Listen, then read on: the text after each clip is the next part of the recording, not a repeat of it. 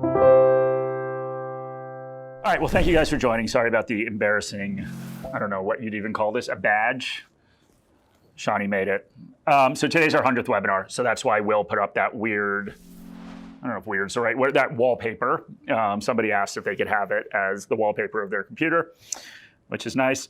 But yeah, anyway, 100, which is a lot. So we have a celebration for a podcast milestone tomorrow.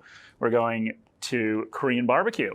And I think the word of the day will be soju. But anyway, let's get started. So today we're going to talk about fund managers. So some different fund managers and what they hold and what lessons we can take from those holdings as investors. So hopefully it's interesting. We'll see how we go. A couple of the housekeeping items. First, number one, anything you hear today is general advice. I don't know anything about you, so I can't offer personal advice. Number two, if you're from New Zealand or if you're interested in general, you can go get our FAP from morningstar.com.au.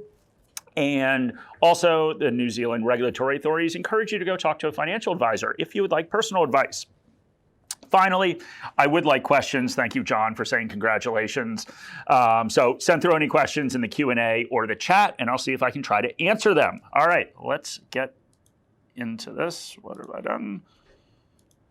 All right. Yeah, so what are fund managers holding? Okay, we're going to start a little unconventionally. We're going to talk about Yale, and specifically the Yale Endowment Fund, which is good. So, well, maybe it will be good.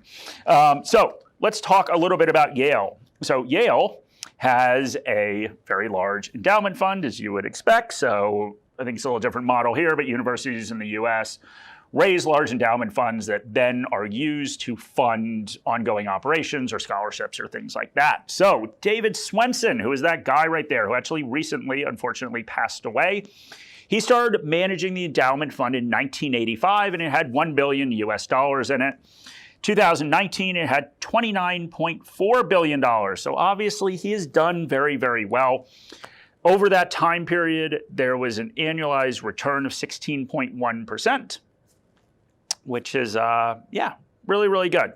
So let's talk a little bit about the Yale model, that's also known as the endowment model, and what that can actually mean for us as investors. So what Dave and his team took was a very conventional asset allocation and sort of flipped it on its head, which is what has become this Yale model or endowment model. And he wrote about it in his book called Pioneering Portfolio Management. And at the end of the day, he split things up, and we have more asset classes here, but he split things up into 6 broad asset classes. And we'll go through some of the specifics on here, but really what he was looking to do is, number one, create a very diversified portfolio, and he wanted to avoid asset classes with low expected returns, which include fixed interest and commodities. So he wanted to minimize those. And the other big thing that he talked about a lot is liquidity. So liquidity is the ability to enter and exit an investment. So think about the stock market, obviously provides liquidity. It means that if you want to, during trading hours, if you want to sell everything you own or something that you own, you can get cash very quickly for that. So that is liquidity. Investors generally always talk about liquidity as being a very good thing. Well, he thought that liquidity is actually a bad thing and that it should be avoided instead of actually sought out. And what he thought is basically liquidity, because investors think it's such a good thing, they are actually paying more for it. So that liquidity and access to getting your money back, converting whatever your investment into cash in a short time frame, that access is actually depressing returns, right? So, and theoretically it makes sense that if investors really want something, they're going to bid up the price of those assets that have it, so they're going to bid up liquidity. If they don't want something and they see it as a bad thing, that you can actually get things for cheaper. So one of the things that of course, the lesson that he came up with is, as a endowment that is of long life, perpetuity, basically, in terms of an investment account, is that he did not need liquidity for all of his portfolio. Yes, there would be yearly withdrawals from the endowment fund to support the university, but most of the money should be invested for perpetuity because that's how long they want the university to last. So think about that as an individual investor. So I think an important lesson from that is that if you were a long-term investor, think about when you actually need your money back and think about how important liquidity actually is for you. I think it makes people feel safe that they can always exchange an investment for cash. But think about if you really need that, if you have a long time horizon. And the other thing to think about, of course, as we get into more fund managers later, is the fact that that generally fund managers have a lot shorter time frame than investors should have that invest in them. So just think about that and how that works. The other thing that he did, and this has become sort of commonplace in sort of large institutional pools of money, is he looked a lot at private equity and had a huge bias for private equity versus sort of traditional portfolios that are investing in just publicly traded companies. All right, so let's look at his portfolio for a second. Oh geez, now my mother's making comments. Anyway, let's look at that portfolio. It is very different. So let's talk about different parts of it. So Yale has a high-level asset allocation where they are targeting a minimum allocation of 30% to what they call market-insensitive assets, which is mostly this absolute return. So basically, an absolute return fund is in theory a fund, and this is kind of how hedge funds started. It's a fund that attempts to make positive returns in all sorts of different market conditions. And there are different ways that you can do this. One way to do this, of course, is taking both long positions and also short positions. So try to remove some of that market risk from a portfolio. So beta, we'll talk about beta more. Beta represents market risk. You can remove that market risk while then taking on company-specific risk. And so the very dumb example that I'm going to use for that is, let's say, and I know that you can't invest in both of them directly, and there's all sorts of different problems. Let's say you've got Kohl's and Woolworths. Now, if you went long one of them and short the other one, in theory, you are removing market risk, and what you are looking at is which of those companies is going to do better. So that's a way to remove market risk from a portfolio while still having some still be able to pick individual securities. Now, most funds are not completely market neutral, but that's the idea behind an absolute return fund. So how can you get this absolute return as an investor? Well, there are absolute return managed funds that you can access. Now, a couple caveats, and it's been in the news lately. So there's a LIC from a LIC that just recently converted into an ETF from Monash, and the reason, don't laugh at me, and the reason that they converted from a LIC into an ETF is there was sort of this perpetual discount, so it was trading at a discount. But the point of all that is that was an absolute return fund, and there are other ones. Now, at Morningstar, we generally don't think too positively about a lot of these absolute return funds because of the fee levels. So a lot of them charge hedge fund-like fees, even for individual investors. So what that is going to be is it's going to be a percentage fee, and then it's also going to be a performance fee, which can be up to 20%. But there are ways that you can access absolute return funds. Next thing, obviously on here, you see a lot of venture. So venture capital, those are simply investors that are going out and looking at small startup, well, all parts of the life cycle of a startup, but private companies that have yet to go public. So that can be everything from people that are investing in companies that just started to more mature private companies. Now, venture capital is not easy to access as an individual investor, but if you think about it, sort of the closest thing that you could get to that sort of return profile is looking at sort of microcap. So microcap, small cap, very, very small companies. These, of course, are public companies, but very, very small companies. So that's one way to access that. The other thing, I'm not really going to talk about leveraged buyouts.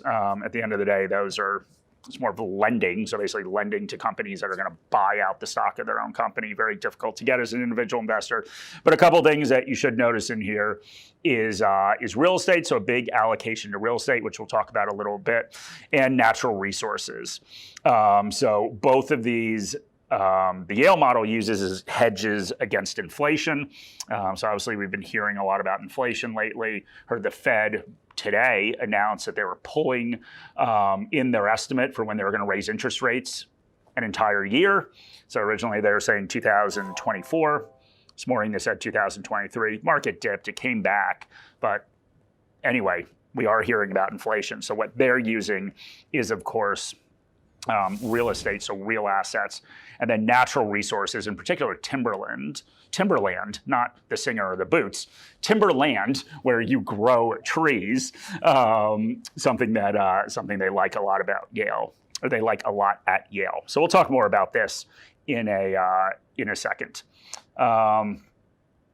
All right, we do have a question that we'll answer now. So the question from the anonymous attendee is, are hedge funds risky as they use leverage instruments as part of their methodology? Okay, so hedge funds originally, what a hedge fund was originally, and think of the name, it was a hedge. Here's what I was talking about, that in the US, where they started, a mutual fund, a managed fund in Australia, same thing, was not able to take any short positions. So basically people set up these structures that were outside of the regulations that governed mutual funds so that they could take short positions. So the original hedge funds were actually very conservative because they were trying to remove market risk from a portfolio by taking long short positions.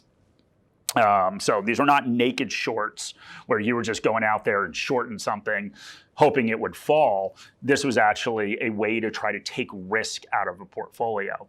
Now, hedge funds have turned into all sorts of things since then. So basically that structure, that entity that sits outside of the regulatory environment that governs mutual funds or managed funds in the US, people have used that structure to do all sorts of stuff. So yeah, there are very risky hedge funds that take on a lot of leverage.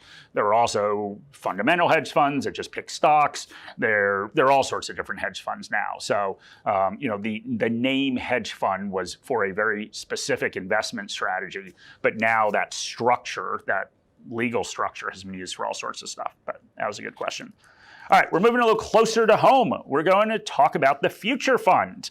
So I think, hopefully, people know the Future Fund was something that was set up by Howard's government, and really it is Australian sovereign wealth fund. So it's a pool of money that is at $179 billion was the last figure that I saw.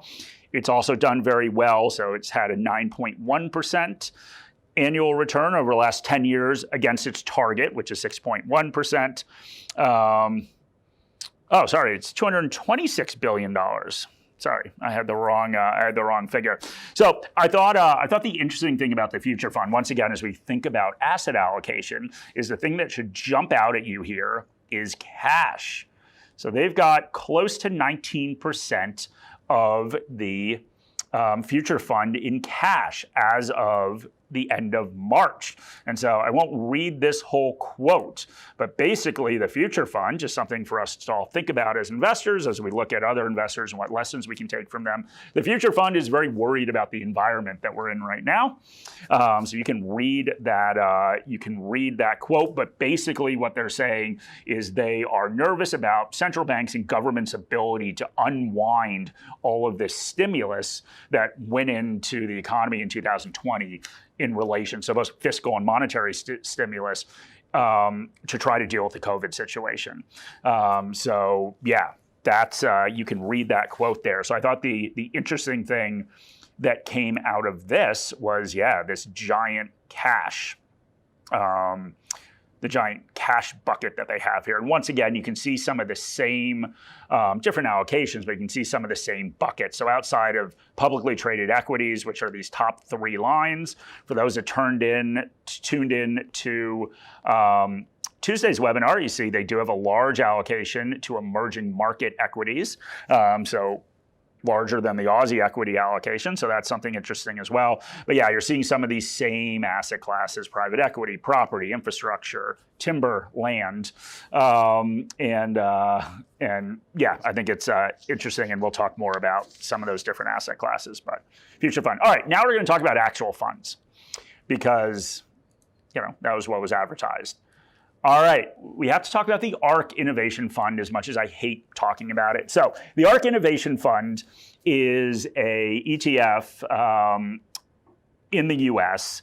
that is very popular, basically because it did very, very well last year. So I'm trying to find where I put 151%. Yeah, 2020, 151%. It was up. Year to date, it's down 7.5% at this point. But yeah, Ark Innovation. So I'm going to read this. So Ark Innovation looks to invest in, and for those who have seen this before, I'm obviously going to say some bad things about it. But Ark Innovation defines its investment philosophy as looking for disruptive innovation as the introductory of a technology-enabled new product or service that potentially changes the way the world works. All right, so interesting, and you can see some of the holdings. So obviously a huge allocation to Tesla. Now, I put in the Morningstar star rating. So basically the star rating equates to, from purely a valuation perspective, not looking at moat or any other part of these companies, purely from a valuation perspective, where our analysts think this thing is trading. So 5 stars is the cheapest, 1 star is the most expensive. So you can see this list is sort of littered with things that we think are pretty expensive. So there are 50 holdings within this. I'm on the wrong page. There I am. I mean, you guys are the ones that are supposed to tell me about this. They're not paying attention. They're thinking about soju. Anyway, as you can see, yeah, our analysts think a lot of these are fairly expensive. So there are 50 holdings in this ETF. We rate it as neutral. So our manager research team rates this as neutral, meaning we don't really have an opinion.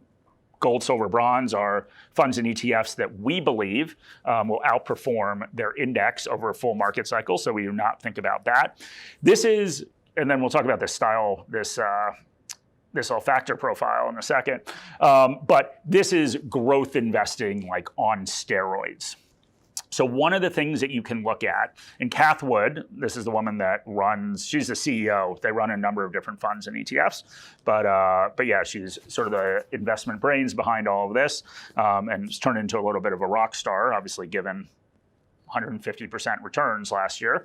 Yeah, this is growth investing like on steroids. So we talked about beta before, so let's spend a second talking about beta, and we're going to talk about it in some of the different funds we look at. So beta represents what the market does at the end of the day.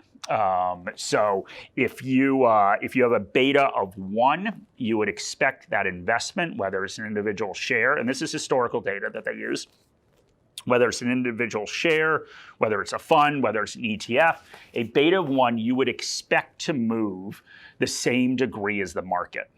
So if the market goes up 10%, you would expect this share, ETF, fund to go up 10%. Same thing if it goes down percent. So that's a beta of 1. Betas in excess of 1, you expect to exaggerate. Once again, this is historical data, it can change. You expect to exaggerate market movements.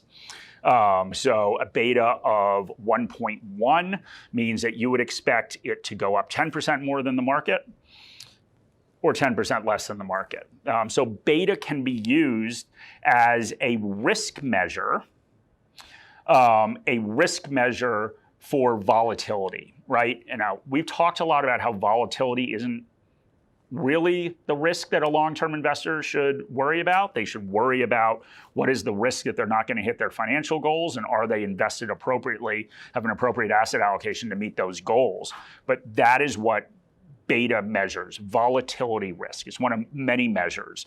Now the beta of this Ark Innovation ETF is 1.55, which is like really, really high. So it's done very well in markets that have gone up, particularly markets where growth shares have gone up. I wouldn't want to be invested in this if the market starts going down. But anyway, let's talk a little bit about the portfolio. Then we'll get into this factor profile. It has a global mandate. It's allowed to invest anywhere globally as long as it meets this disruptive innovation investment policy statement, I guess. But it's got 86% of the assets in the U.S., about 4.5 in Canada, 3.2 in Switzerland, and then after that, it starts falling under 2 for remaining countries. So heavily U.S.-based, heavily technology. 85% of it's in 3 sectors: healthcare, technology, and communication services, which makes sense, right? If they are looking for disruptive, innovative companies. So we're going to talk about this factor profile now. So I'll go through a little bit more on this one because we're going to use it on each fund we talk about. This is from our portfolio page. If you go in and look up a certain fund or ETF on Morningstar Premium, you go to the portfolio tab, you get to look at this factor profile. And I like this factor profile because it very quickly gives you a glimpse of what this fund is, right? Sort of what they're trying to accomplish. So let's go through a couple of these. So style, we've talked before between growth and value. Growth companies are, of course, companies that are trading at high valuations. So if we divide the market up, we divide companies up by different valuation levels. Growth is those high valuations. Value is cheaper valuations. Now, all we're looking at valuation levels, but why do investors pay more for stuff? Generally, they pay more for companies that are growing quicker. So you can use that as a proxy, even though it doesn't actually go into the definition. Yield, so yield's very different. So we're looking at 2 things here: dividend, then buyback yield, right? So companies can choose if they want to give capital back to shareholders, they can choose to buy back shares, or they can choose to distribute that via dividends. As expected, very, very low. And that makes sense for this fund, right? These are companies that are growing fast and they're investing a lot of their cash flow into the company, or some of them, a lot of them don't make money, but that's a whole nother thing. Momentum. So momentum's an interesting one. Momentum's a factor that a lot of people look at. Basically, what it's looking at is, compared to other stocks, how much has the price risen? So basically, when we talk about momentum, we're talking about companies that are doing well. Their share price is doing well. Nothing to do with the companies necessarily. So momentum investing is basically you are chasing returns, which in the short term has worked pretty well since the GFC. We'll see if that continues. Quality, so we're using a couple different proxies for quality. What we're basically looking at here is we're looking at a lot of debt to equity, return on equity. So we're looking at both leverage, and we're looking at, what are the returns that they're generating on their equity, their assets, things like that, using that as a proxy for quality. So these are high quality companies, which also makes sense because remember, in technology, and we did a whole webinar on this, technology firms are asset light. And you think about how scalable their business models are, the fact that they don't need a lot of property, plant, and equipment to create their products. They basically need a bunch of people sitting in a room on computers coding. So that makes sense from a quality perspective. They generate a lot of cash. They have low debt. They're getting high return on their assets because they don't have very many assets, and they scale a lot. Volatility, so that's what we talked about. Beta is an example of volatility. That means, is the share price going to bounce around a lot? So it makes sense that that's high. Liquidity, this looks at basically how liquid are not the company, but the shares. Is there high volume trading in all these shares? It makes sense that this is high because momentum's high. So it's going up a lot. There are a lot of buyers and sellers. These are sort of well-known companies, I think, from a sort of technology investing perspective. But there's high liquidity. And then size. So most of, if we looked at this on a Morningstar style box, it is sort of mid-cap. So middle of the range companies. And we do have that Morningstar style box. And actually, this is like off the chart in terms of growth, literally off the chart, but it is sort of mid-cap. Okay, let's go to a couple questions. All right, so Someone said, can you explain alpha? So basically alpha is a measure of how much you have outperformed the market. So I think I said this before, but like if you are a ridiculous hedge fund manager, you buy a boat and you put something, the title of the boat is something alpha. And I was making fun of Shani because she had a fish named Alpha. But anyway, alpha just means outperformance. So somebody came and said to you, they have an alpha of 10%, means they outperformed whatever index that they're tracking against by 10%. So that's alpha. Okay, so Rose has a good question that this is my fault. So she says, why did the 5 stars mean to Ark if not the rating of the fund by Morningstar? Okay, so we have 2 different ratings on funds and ETFs. Now I've chosen to only provide at least prominently one of those ratings in Australia.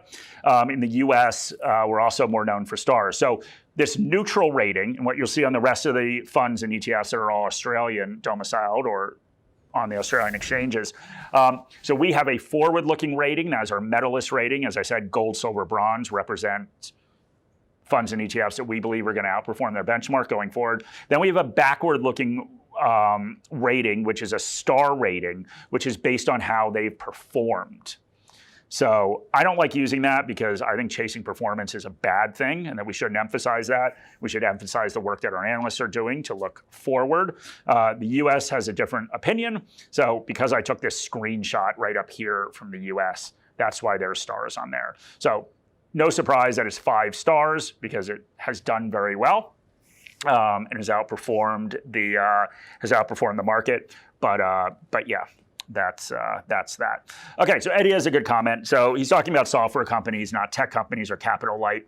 Hardware and semiconductor companies are not capital light, but still tech companies. Okay, so very good point, Eddie. So what he's saying is that software, of course, is what I was referring to when people sit there and they're coding. That is very scalable. If you are a company like Intel and you're manufacturing semiconductors, it's actually very difficult to manufacture a semiconductor. So there are a lot of factories involved, and they invest. You know, when Intel builds a factory, it's like $1 billion. So yes, that is an example of companies that are sort of capital heavy. So I should have made that distinction, but thank you. And yeah. Another thing from John. So John's talking about biotech. So saying biotech is more capital intensive than IT. Yes. So obviously there is a lot that goes into developing drugs and developing treatments. So yeah. And John says that biotech is more risky than IT.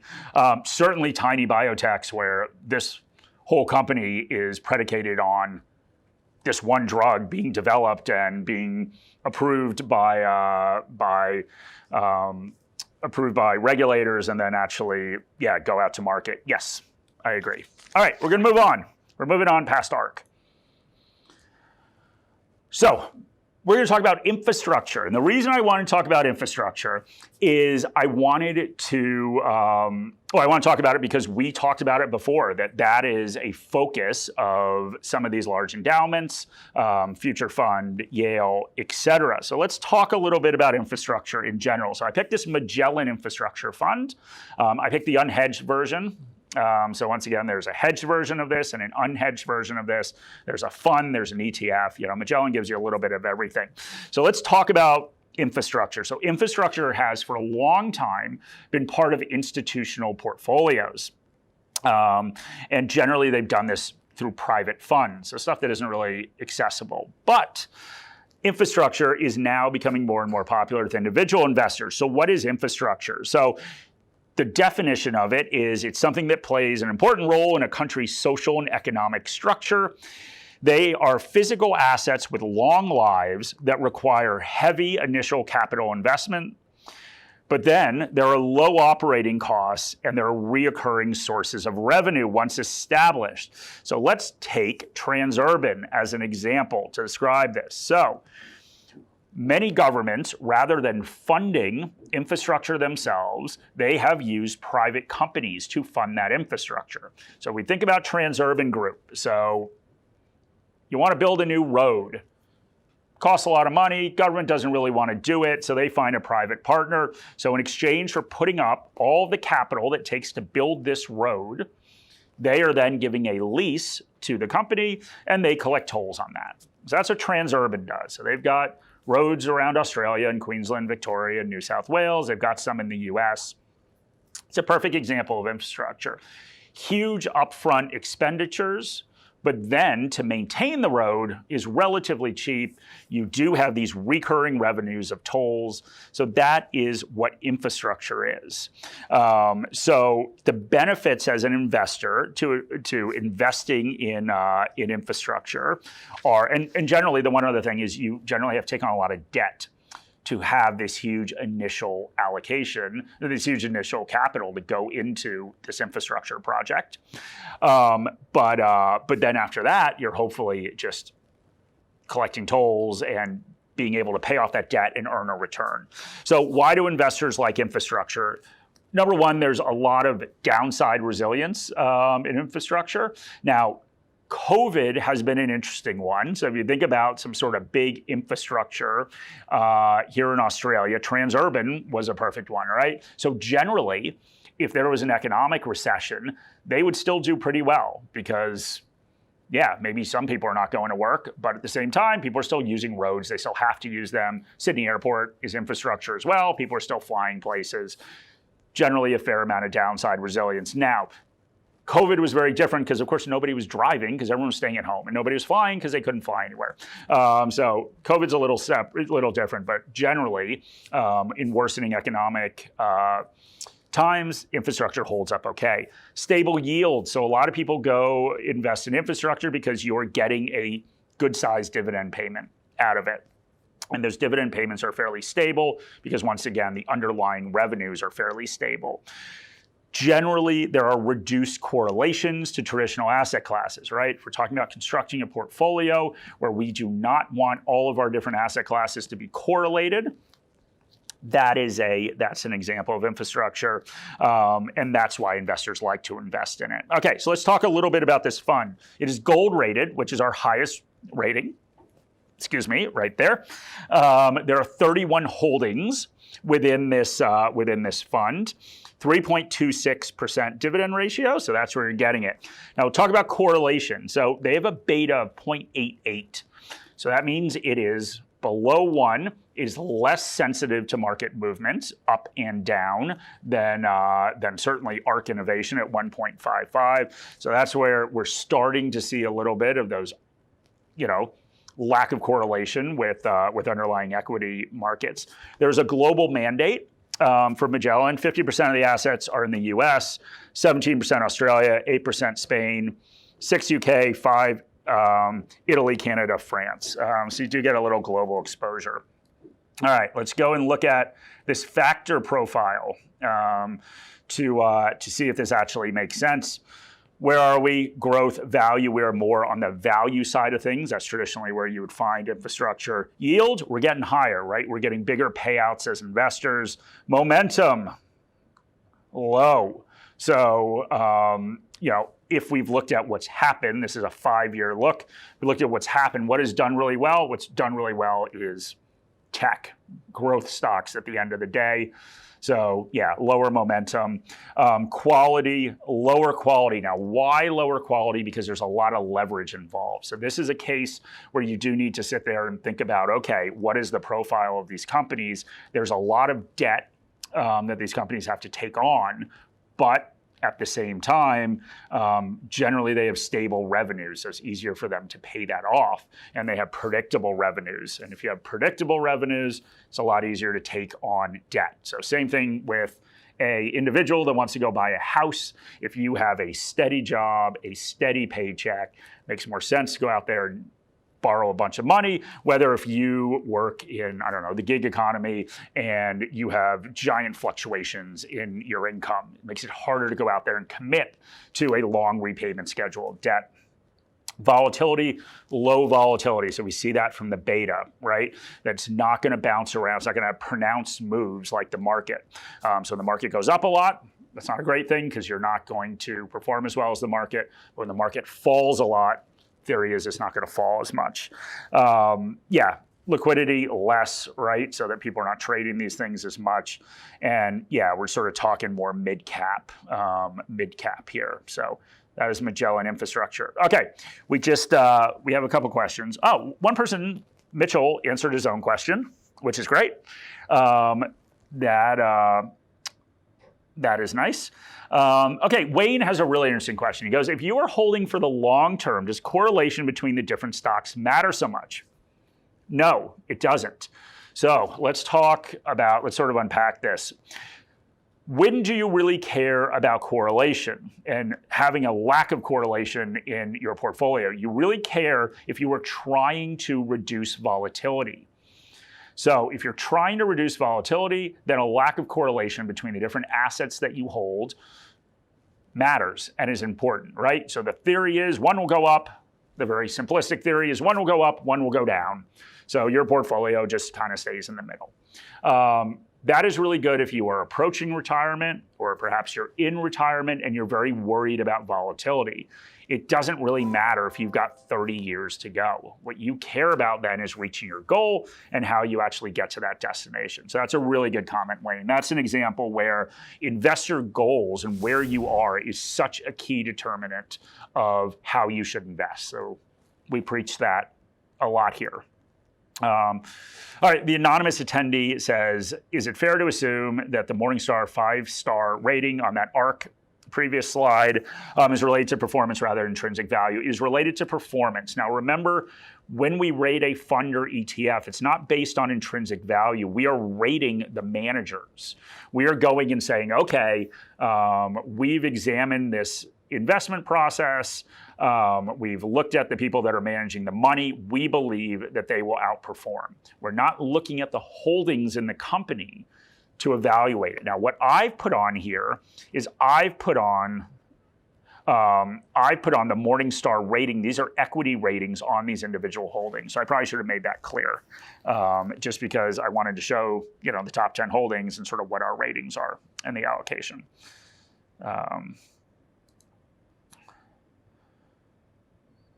Okay, Richard says he invested in the Magellan Infrastructure Fund last year, and reasonable return so far. Okay, so there's an endorsement from Richard for Magellan. So we have a question also about hedging. If you're interested in a global infrastructure fund ETF, how important is hedging? Yeah, listen, currency hedging here it's really interesting question. I know that we do get a lot of questions about hedging. And once again, if I knew where currency rates were going, I probably wouldn't be sitting here. So it depends. Like if we look at last year, so last year was a crazy year with the Australian dollar. So the Australian dollar in 2020 plunged at the beginning of the year as the COVID stuff started. So in that case, you did not want hedging. So remember, if you're an Australian investor, and you're investing overseas, you want the Aussie dollar to go down because that adds to your returns. So at the beginning of the year, if you were not hedged, no hedging, and that currency fluctuation added to your returns, you were really, really happy. Then we sort of got to March, and the Aussie dollar did very, very well for almost the rest of the year, and it's kind of sat there and been steady since. So for the rest of that year, in an ideal perspective, you wanted a hedged international investment. You want to take that currency out. Now, the problem is currency movements are very unreliable or very difficult to predict. There are a lot of different factors. In Australia, everything from obviously interest rate differentials between Australia and different countries to commodity prices play a big role in the Aussie dollar. So yeah, it's hard for me to say. What I would think about is, once again, your own personal situation. Unfortunately, that's the best answer I can come up with there. Lisa wrote a nice message. She said, congratulations, Team Morningstar, on your 100th webinar. Very helpful to us all. Well, thank you, Lisa. All right, let's keep moving. Then we've got a couple other questions we'll go into. All right, I picked a global fund here. Another gold-rated global fund, T. Rowe Price Global Equity. Shani, you invested in this, right? How's your experience so far? It's performed really well. Okay, so the opposite of anything I would invest in probably. But all right, T. Rowe Price. So once again, gold. So what is this T. Rowe Price fund? It is a large cap growth fund. So when I looked on the Morningstar style box on that portfolio page, I see it's large cap growth. Now, I guess what I would say is yes, of course it's done very well because large cap growth has done very, very well. And you can see some of the usual suspects at the end of March in here that we've all heard about, how well they've done: Amazon, Google's, Alphabet, Facebook, Alibaba, etc. So you've seen a lot of that. So a couple other things: pretty high price to earnings ratio in this fund. So 28, a little over 28. It is really, really diversified. So 190 equity holdings in this portfolio. So that's big. A lot of holdings in there. The beta is actually, surprisingly enough, still below 1.92. Which is interesting. 2020, it was up 30.5%. So that's probably what Shani's referencing to how well it's done, up 7.5% this year. So this is global. They are 53% in the US, and that is actually underweight. If we look at a global index, US is about 65%, so underweight US, 53%, 7.5% in the UK, little over 7% in China, little over 6% in Germany. So yeah, sort of interesting. Also allocations to India. So we're talking both emerging markets here and developed markets. So let's go through this factor profile, then we'll answer some more questions. So keep the questions coming. Oh no. It's amazing that after 100 of these, I still am pretty terrible at it. But that's not surprising for anyone who knows me. So yeah, as we said, from a style perspective, growth, as we thought. Growth stocks generally pay lower dividends, so low yield. Momentum, yeah, we're kind of high on the momentum standpoint, but nothing like we saw with Ark. Mid-range quality, mid-range volatility, liquidity, and size. So pretty much everything is, nothing's too much of an extreme except for growth and yield, which is interesting. Okay, let's try to answer some questions. I'm trying to figure out. Okay, so Mark has a good name and a good question. So Mark says, if infrastructure is highly leveraged, then isn't there a significant impact from rising interest rates? So this is separate to any CPI impact, which I understand is usually hedged by fees. Yeah, so let's talk about this. Couple different things. So number one, so we're talking about two different things. So let me explain what Mark said, and he's right. We'll start with CPI. So inflation at the end of the day. So think about the things that when you have these assets with very long lives, think about some of the things you worry about. Well, from a revenue perspective, you are worried about inflation. Because if you have some assets that's going to last 30 years, you don't want to lock yourself into a set amount of revenue. So as Mark said, what they do generally is there are automatic CPI escalators in fees. So let's take Transurban, for example. They seem to just raise their tolls all the time. That's at least what people that have cars tell me. But with Transurban, they have set into these contracts, the agreements they have with the state governments when they finance these roads, they have CPI escalators in there. So basically saying that if inflation goes up, they can raise tolls by inflation plus. So that's how they protect that. The other side of the other side is, of course, if you have a lot of debt, you have to pay a lot of interest on that debt. And this is where, Mark, I would say, the company and what you want to look at when you're looking at these different companies, these infrastructure companies, the individual securities, hopefully the fund manager is doing this for you, look at how their debt is structured. There is a lot of fixed rate debt out there. So generally you can go see a debt schedule and they'll tell you how much is fixed rate, how much is floating rate. Because of course, if interest rates go up and you have a lot of debt, the cost to service that debt is going to increase if you have floating rate debt. So yeah, it's something to go in there and be careful about. It's certainly a risk that a lot of them are cognizant of. So just sort of see how they handle that. They'll talk about that in their financial statements, but that's a really good question. Wow, we have lots of questions. Somebody's yelling at me, I think accidentally. The anonymous attendee is yelling at me saying ETF is too expensive to buy now, waiting for market to go down. So I think you're probably thinking about that Ark Innovation ETF. Yeah, listen, I think it seems like a lot of the things in there are pretty expensive.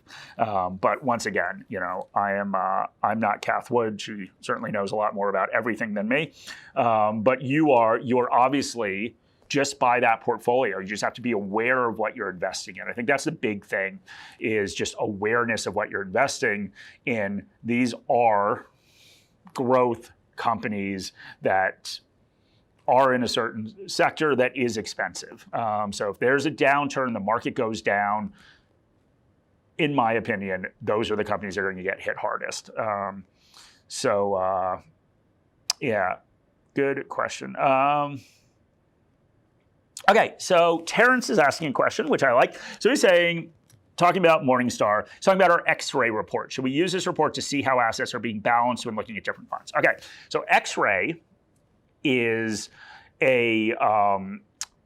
something that you use on your portfolio.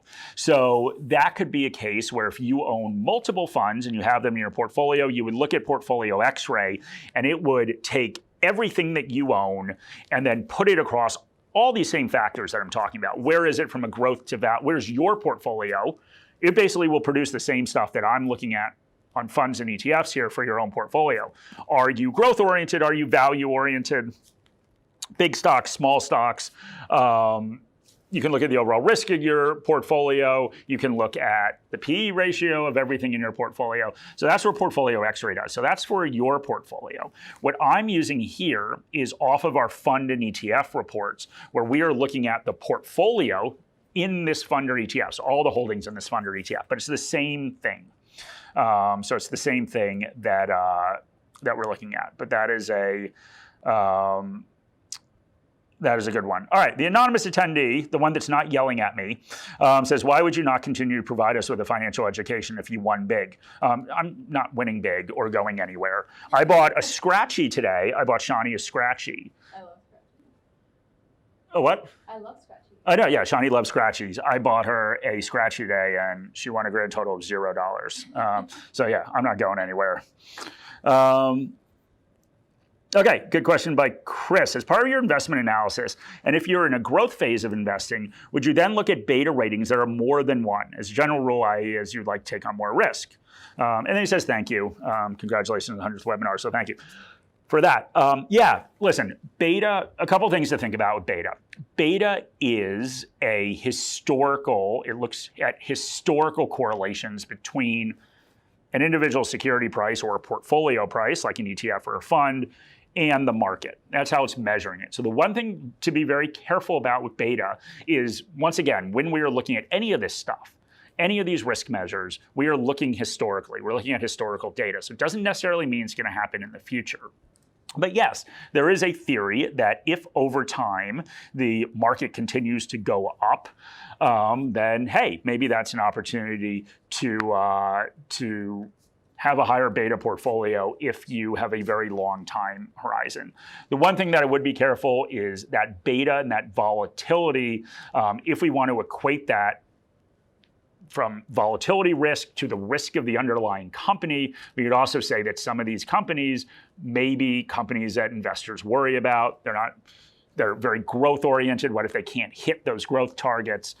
So sort of think about that. But beta on a portfolio, a holistic portfolio basis, I think can be pretty valuable. I'm just worried sometimes about looking at it on individual stocks because that can send you the wrong signal. But yeah, that's a good question. So where do we find beta ratings? So beta can be, I'll show them, let's leave that question out there. I'll show you on our website after it. So Mark's asking, does X-ray also include managed funds as well as stocks in its report? Yeah, so that's a really good thing about X-ray. So what X-ray does is when it's looking at your portfolio, you could own 10 individual shares, 3 ETFs, 2 funds. It will look through all those ETFs and funds. And somebody sent me an email asking a question about this the other day, and I happen to have this dummy portfolio that I set up with 3 different licks in it that we were using for something else. And I sent that as an example, the portfolio construction piece, that these are 3 different licks. So maybe somebody thinks they're diversified because they have 3 licks in their portfolio. it was something like 12% of all the money in this thing was in CSL, because they all own CSL and they all owned it in huge percentages. So what Portfolio X-Ray does is not only provide you with overall portfolio stats,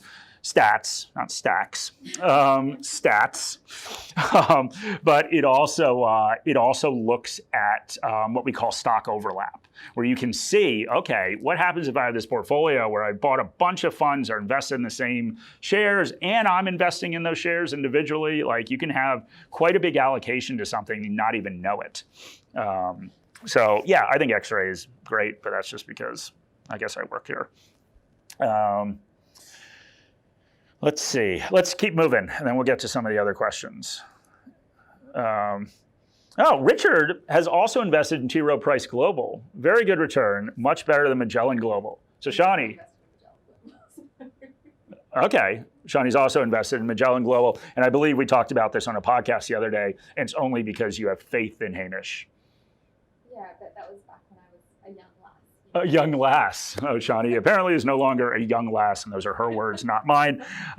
We had a conference, and Shani was responsible for, it was when you just started at Morningstar, and you were responsible for getting the speakers and bringing them down to the stage. They needed someone who knew what the speakers looked like. Yeah, exactly. So because she stalks all these fund managers, it was easy for her to know. But yeah, she walked down with Hamish. Highlight of your Morningstar career? Yeah. Well, anyway, we'll keep moving on. Stop talking about Shani stalking people. All right, we want to turn to Aussie equities. So Fidelity Aussie Equities, a gold-rated fund. So once again, that's our highest rating. So this is a large cap blend fund, which is interesting. There are 48 holdings. It has returned. It's done very well this year. So 11.4% this year, went up only 5% last year. A beta of 0.96, so pretty close to the market. You can see some of the holdings, big allocation to Combank. Now these holding allocations, of course, at the end of March. If anyone's watched what's happened with Combank, I think Fidelity would be pretty happy with how that position is performing.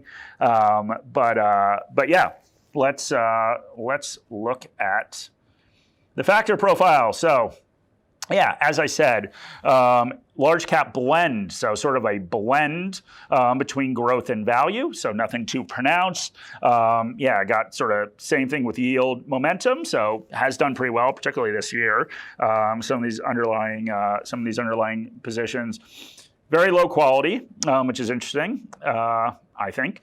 Lower volatility, even though pretty close to 1 in beta, but I think we're looking at other volatility measures as well. Liquidity, same thing. These things are not traded as much. And sort of mid-cap at the end of the day. So yeah, interesting fund. One our analysts obviously really like. So I've obviously ordered these. I think I've ordered this thing in the wrong order. So I should have talked about property and infrastructure at the same time. All right, let's talk about property. So property is something that if we think back to the Future Fund and we think back to Yale, something that also there was a fairly high allocation to. So let's talk about a way we can get access to property. We're actually running out of time. All right, so we looked at this UBS Global Property Fund. So silver rating.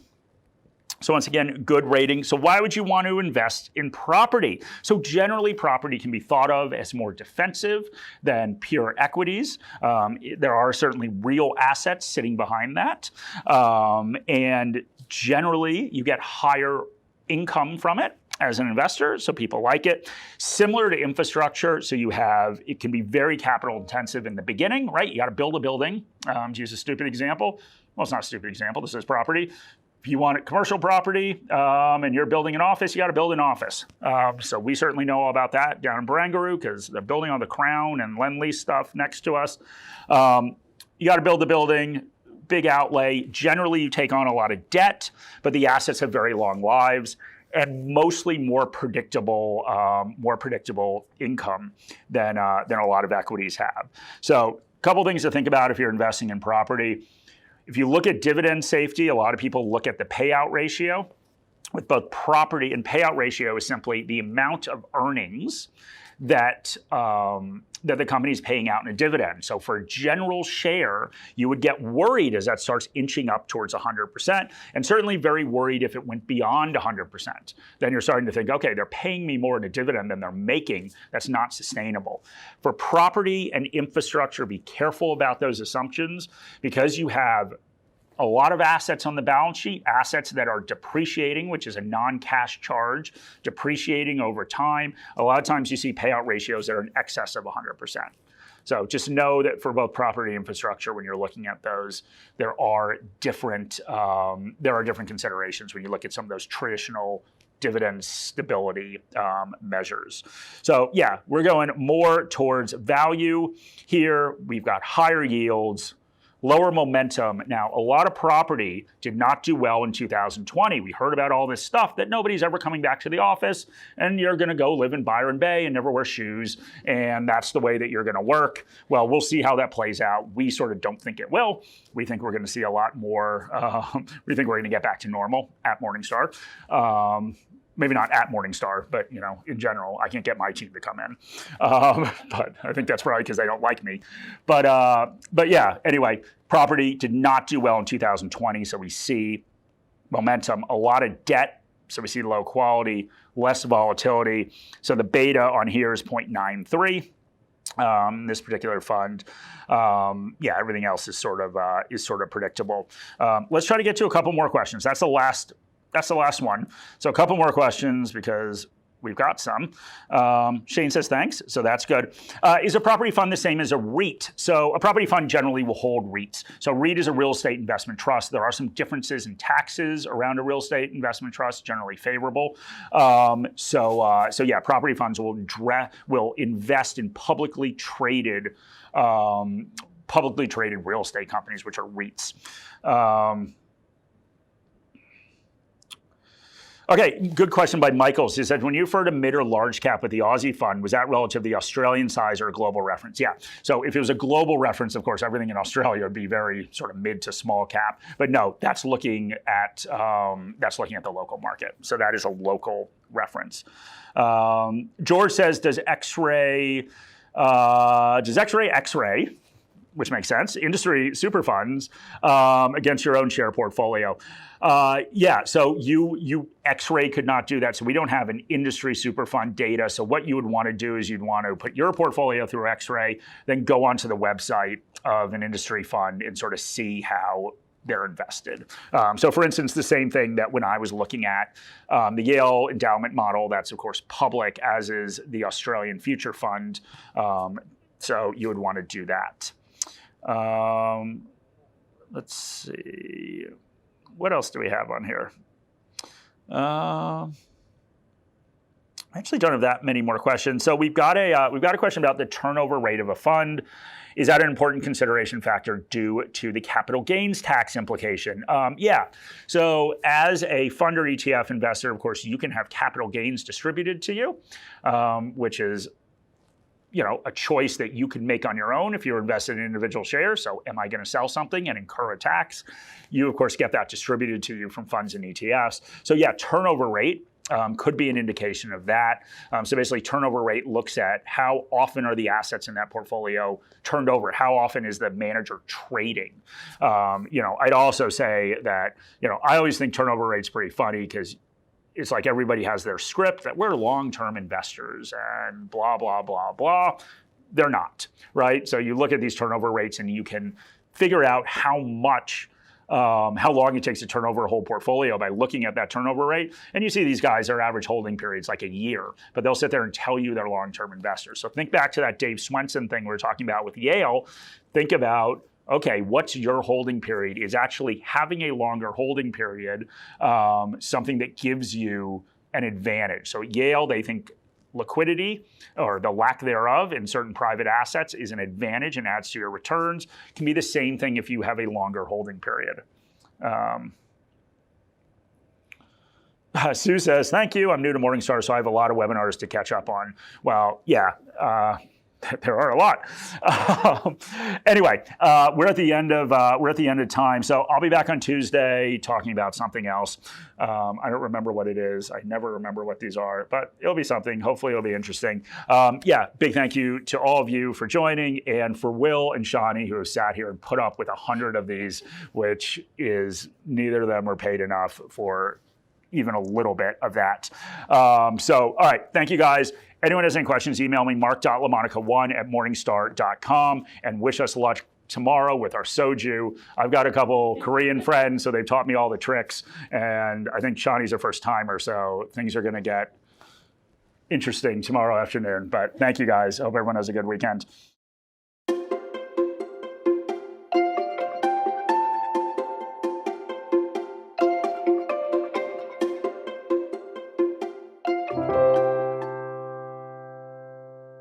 Any advice in this video is general advice or regulated financial advice under New Zealand law prepared by Morningstar Australasia Proprietary Limited and or Morningstar Research Limited without reference to your financial objectives, situation or needs.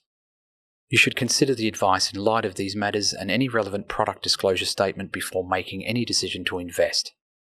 To obtain advice for your own situation, contact a financial advisor.